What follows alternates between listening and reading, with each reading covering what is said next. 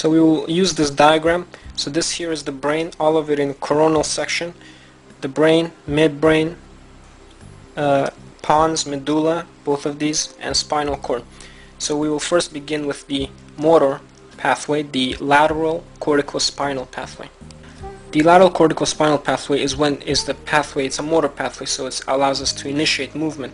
So the first place that the signal begins is at the primary motor area. Remember the primary motor area in the precentral gyrus.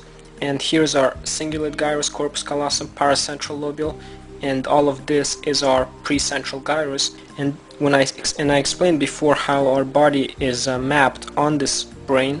So we have our foot, leg, lower trunk, upper trunk, arm, hand, and the head.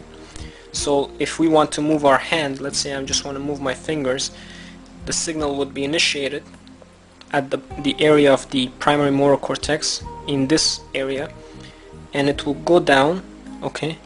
It will go down through the internal capsule. Now this is the internal capsule. You have the thalamus, caudate nucleus, lentiform, internal capsule. We already said internal capsules, projection fibers. So the signal will go through the internal capsule into the midbrain, specifically into the cerebral peduncle. This is the cerebral peduncle of the midbrain. Then you have substantia nigra and the red nucleus. So it goes through the cerebral peduncle, through the base of the pons, into the medulla. Now within the medulla, the pathway is going to cross to the opposite side within the pyramids. Remember the pyramids of medulla oblongata. And that crossing is called pyramidal decussation, okay? Decussation. So at the pyramidal decussation, the signal will cross to the opposite side and then continue along with the laterals. See, we're going along the laterals, along the side of the spinal cord. Remember, it only goes down the white matter of the spinal cord because this is all axons moving the information.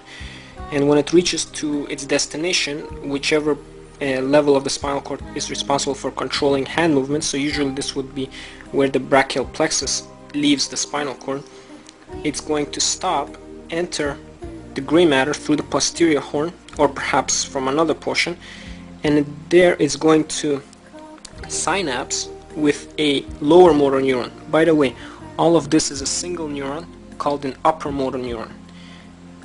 Upper motor neuron goes all the way here, crosses, continues down, and when it reaches its destination, it will synapse with a lower motor neuron, the lower motor neuron within the gray matter, and that lower motor neuron will then send its axon through the anterior horn and then eventually to the hand.